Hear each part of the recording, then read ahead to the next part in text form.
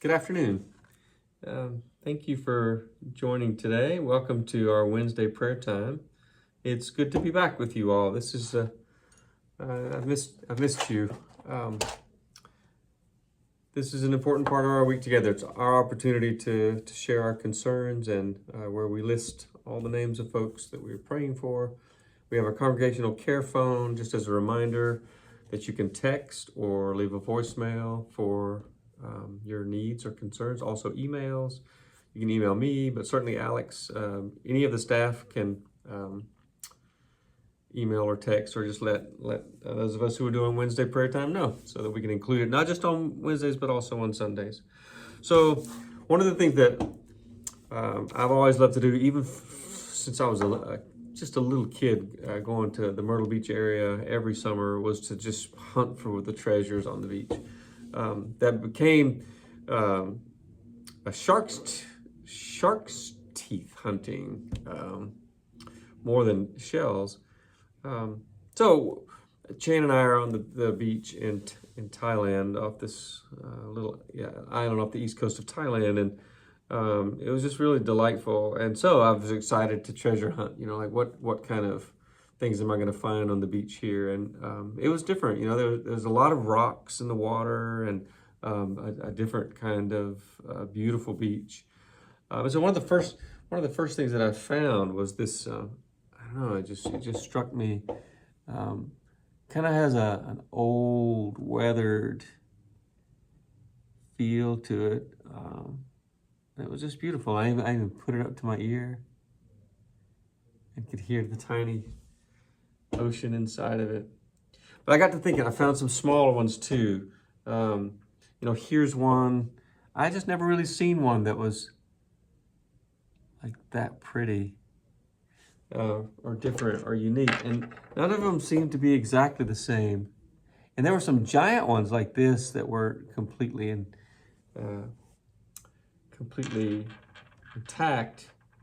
But I started thinking about the crabs that would be in this, and I guess make them. I've been really jet lagged, but I've been kind of wanting to do a little research and read about the creatures that make these shells. But if I'm not mistaken, like they grow out of them, and so like the hermit crabs maybe that they are, and they'll leave the shell and maybe go try and find another one. I'm just kind of fascinated by that idea. The changes that we go through, the movement through life. I don't know. Sometimes it can be and feel that dramatic. You feel completely vulnerable because you've left one home and you're in transition, and there's so much change.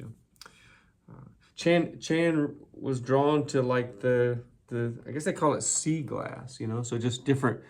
The way a broken bottle has, or whatever these things were, through the turbulence of the sea over time, it becomes something beautiful. I found these pieces of tile, and was kind of drawn to them. And I thought, I don't do a whole lot of crafting and art stuff, but I thought, I could make like it was almost like a house with different colors. But these two were once attached to something, maybe a part of a home, or there was a purpose. It was a tile bathroom, or it was a tile floor, and now it's just this fragment that's broken, and it's in the ocean, and the ocean softens it. It's sharp edges or broken edges, and it can become maybe something beautiful to look at.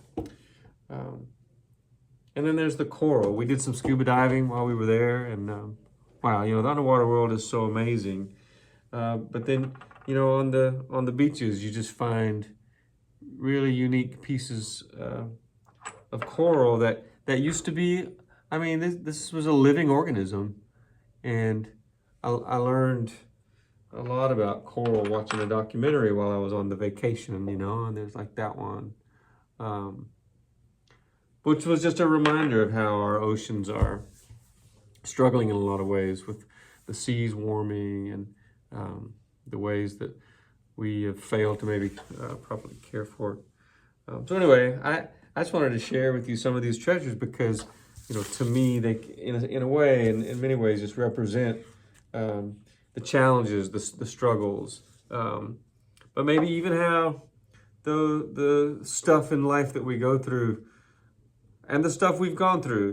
We go through our sicknesses and our cancers and our hurricanes and our fires.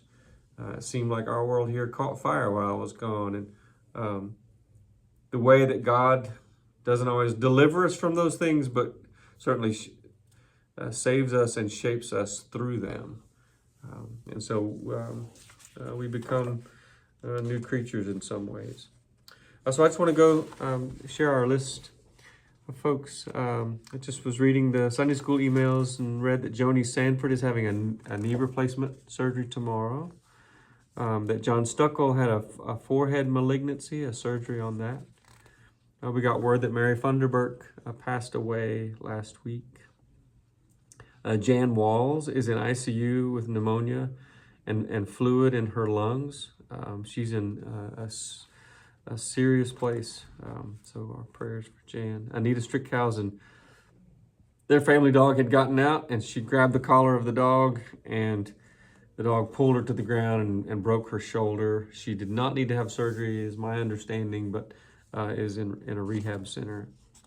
Gene Lipscomb's oldest brother, Steve Lipscomb, suffered a stroke on Monday, and he's 75.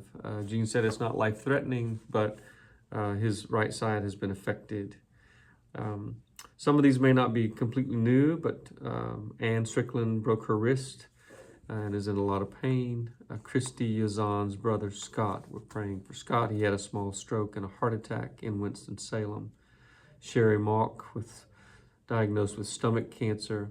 We've been praying for Mike Barrett, praying for change and support for he and his family. Jim Connolly's friend Steve for his neuropathy and MS. He's in a lot of pain. John Sears, as he is in weeks of chemotherapy. Roger and Beverly Bard's grandson, Cody Bard, has been deployed to a restricted area with the Air Force Reserve overseas. The Bard's granddaughter's husband, Zach Kuntz, has been helping with the local wildfires and the firefighters. Sandy Drew fell and broke her left leg. She had surgery on Friday. Becky Haynes, we've been praying for Phyllis Bryan. Phyllis let us know today that her got a surgery scheduled in a couple weeks, April 24th, for a permanent spine stimulator. It'll be an implant. So she's excited about that helping with her pain. James Tiger, surgeries related to complications with cerebral palsy. Brenda Griswold has been in the hospital while I was gone. She's home now. Jim Tom Richardson, we've been praying for Jim Tom, who's been in a lot of pain, dealing with health issues. Jim Tom was back to work today at Music Makers. It was really good to see him. Sheila Fowler, Adriane Gonzalez asked us to pray for her sister Carla, who has medical needs. Lisa Chafin, her dad Gordon Wheeler is very sick with cancer. Cliff Lehman, recovering from surgery. David Lombard, Dick Rogers, Tasha, praying for housing and for her family. Joe Webster, Pat Thompson, Paul Starnes, Clifton Metcalf, Diane Garner, father-in-law, Harvey Nathan having medical issues. Cheryl Russell's nephew, Tyrone Roberts.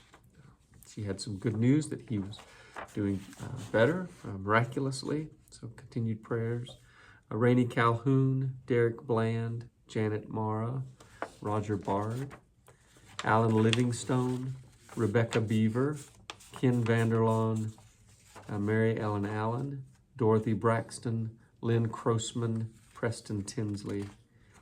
Those receiving treatments, Rob Blackburn, Tom Massey, Brenda Griswold, Nancy Ray, Andy Smook, Ted Neighbor, Christopher Holt, Reed Taylor, Sandy Brady, Stephen, Mike, Scott, May, Laura, Joe, Carly, Irene Noland, Pat Maroney, Barbara Malden's sister, Kyle Thomason, Chris Eulery, Chris and Jim Donahue, Susie Ward, Craig Iverson, John Ballantyne, and Katie's Aunt Joe.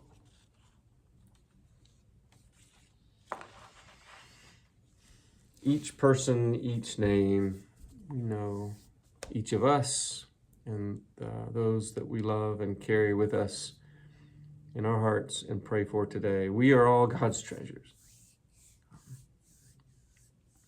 And I pray that we would all have a deep sense of being loved and claimed and called by God, who doesn't always grant the requests in exactly the way we ask them or heal us in all the ways that we want to be healed, but we know that God loves us and shapes us and uses us, and that beautiful things come.